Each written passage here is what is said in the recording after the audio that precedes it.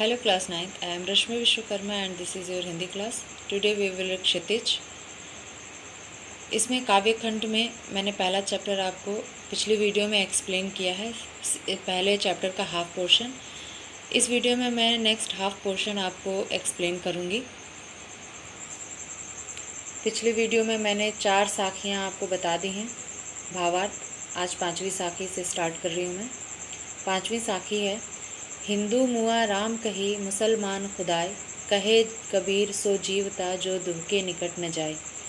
अर्थ, मुआ का अर्थ होता है मरा हुआ या नकारा, खुदाई मतलब खुदा को, जीवता मतलब जीवित रहता है, दुह मतलब दोनों। इसमें इसका अर्थ देखिए, भावार्थ देख लीजिए। हिंदू मुआ राम कही, हिंदू राम कहते हुए अपने ईश्वर को भजते हुए मरा जा रहा है या मर गया। मुसलमान खुदाई, मुसलमान अपने खुदा को याद करते हुए मर गए। मतलब हिंदू अपना जीवन बिता दिए राम कहते कहते और मुसलमान खुदा कहते कहते। कहे कबीर सो जीवता, लेकिन कबीरदास कहते हैं कि वास्तव में वही अपना जीवन जीता है जो दुह के निकट न जाए, जो इन दोनों के निकट नहीं जाता, जो इन राम और रहीम इन दोनों के चक्कर में नहीं पड़ता, वही वास्तव में अपना जीवन जीता है। कबीरदास के कहने का तात्पर्य यह है कि धर्म, आडंबर और बाह्य दिखावा, यह जाति का भेद, यह सब कुछ मनुष्य को नहीं करना चाहिए। मनुष्य इन झंझटों में ना फंसे तो ही बेहतर है। लास्ट में कबीरदास ये भी कहते हैं कि राम और रहीम, हिंदू मुसलमान, इस धर्म से ऊपर उठकर जो व्यक्ति मानवता के धर्म को अपनाता है वही वास्तव में अपने जीवन को जीता है। अगली साखी है, काबा फिरी काशी भया, राम ही भया रहीम, मोट चून मैदा भया, बैठ कबीरा जीम। शब्दार्थ इसका देख लीजिए। भया मतलब हो गया, मोट मतलब मोटा, चून मतलब आटा, जीम मतलब भोजन करना। इसका भावार्थ, काबा फिरी काशी भया, राम ही भया रहीम। कबीरदास जी कहते हैं, वह यहाँ इस साखी में भी हिंदू मुसलमान एकता के विषय में ही बात कर रहे हैं। वह कहते हैं कि जब मेरे अंतर्मन से जाति पाति और हिंदू मुसलमान का भेदभाव समाप्त हुआ तो क्या हुआ, काबा फिरी काशी भया, तो मेरे लिए काबा यानी मुसलमानों का जो तीर्थ स्थान है वो फिरी बदल गया, काशी भया, काशी जो यही वाराणसी जो हिंदुओं का धार्मिक स्थल है, तीर्थ स्थान है, वह हो गया। कबीरदास जी कहते हैं कि जब मेरे अंतर्मन से हिंदू मुसलमान का भेदभाव समाप्त हुआ, जाति पाति का भेदभाव समाप्त हुआ, तो मेरे लिए काबा काशी की तरह पवित्र हो गया, काशी के समान हो गया। राम ही भया रहीम, और क्या हुआ, राम जो है वह मेरे लिए रहीम के समान पूजनीय और वंदनीय हो गया।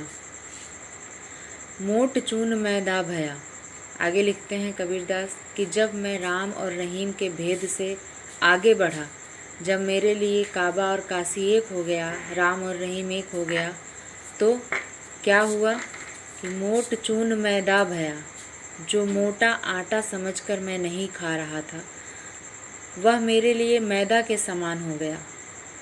मतलब यह जो राम रहीम का जो झंझट था, जिसमें मैं जाना ही नहीं चाह रहा था, जिसे मैं समझना ही नहीं चाह रहा था, वह जब मैंने समझा तो वह मेरे लिए मैदा के समान हो गया। बैठ कबीरा जीम, कबीरदास कहते हैं कि और मैं जब मेरे लिए यह मैदा के समान हो गया तो मैं इसे आनंद से बैठकर जीम रहा हूँ या खा रहा हूँ, और इसका प्रतीकार्थ होगा कि मैंने इन दोनों का भेद जब समाप्त हो गया, मेरे लिए इन दोनों का भेद समाप्त हुआ तो मैं आनंद प्राप्त कर रहा हूँ, आंतरिक आनंद प्राप्त कर रहा हूँ। अगली साखी है, ऊंचे कुल का जन्म या जे करनी ऊंच न होई, सुबरन कलश सुरा भरा, साधु निंदा सोई।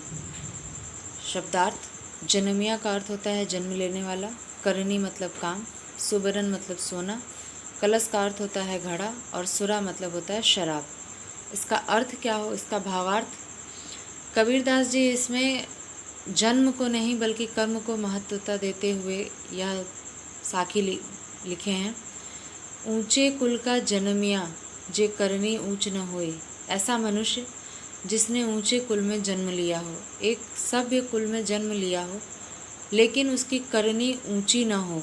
ऊंची न होने का मतलब अच्छी न हो, उसके कार्य अच्छे न हो, उसके कुल के समान श्रेष्ठ न हो, तो क्या फ़ायदा। जिस प्रकार से सुवर्ण कलश सुरा भरा, सुवर्ण मतलब सोने का कलश है और उसमें मदिरा भरी हुई है। सुरा का अर्थ होता है मदिरा या शराब।